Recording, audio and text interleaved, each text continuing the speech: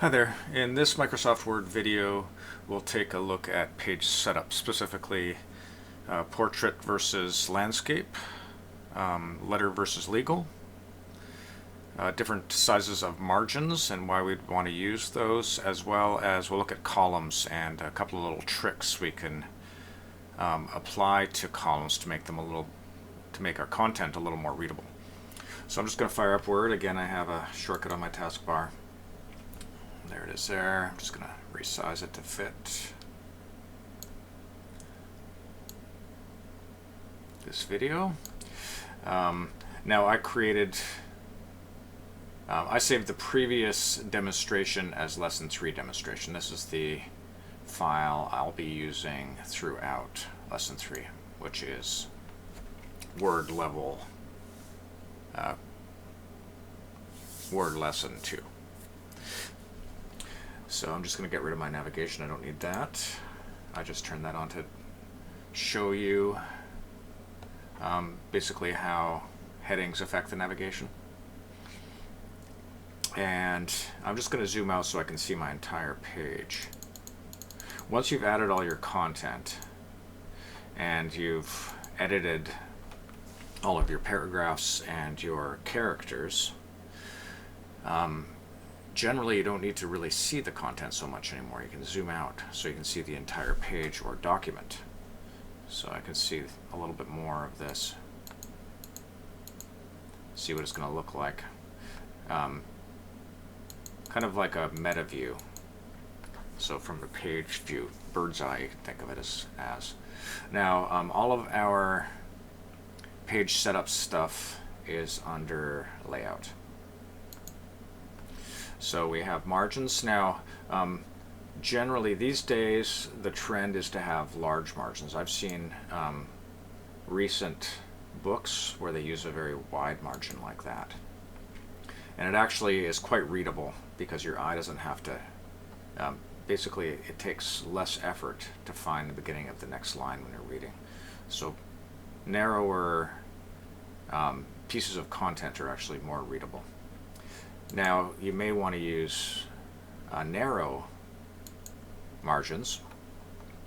The reason for that is if you're trying to squeeze a lot of content onto one page. Maybe you have a little bit of content just over one page, but you only want to share one sheet of paper with the recipients of the document. So you may want to shrink the columns to do that. And then we have normal as well as moderate. I like normal myself. We have orientation, so if you have wide content such as a table, which we'll look at later, you may want to switch to landscape. We can also switch to landscape in midway through a document, which I'll show you with breaks. And now we also have page size. Generally you want to always use letter. The reason for that is it fits in a binder. You can use legal, however, if you, again, need a little bit more space on your page. If you have no intention of the document ever going on a binder, then you don't really have to worry about getting it onto letter. Tabloid, this is useful for posters. Something on tabloid size, you can use large fonts and whatnot, and you can have something that you can read from across the street or from a moving bus or something like that. And another paper size that I frequently use is half of 8.5 by 11. So it's 4 1/4 by 5 1/2. And the reason for that is if you're taking an 8.5 by 11 sheet and then folding it in half, you want to fit 4 1/2 by 5 1/2. So if I choose more paper sizes here, I can just shrink that down by repeatedly clicking or typing in 4.5. And I use the inch symbol, which is double quotes. 4.25 by 5.5. And again, double quotes. And OK.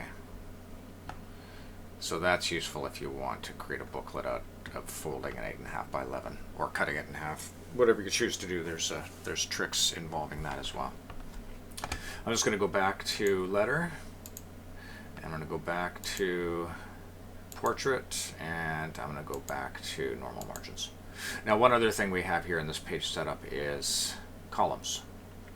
So again, columns, the reason that columns are used in newspaper is again because it's a lot less effort to find your spot. And newspapers tend to be very wide, so they break that width into half.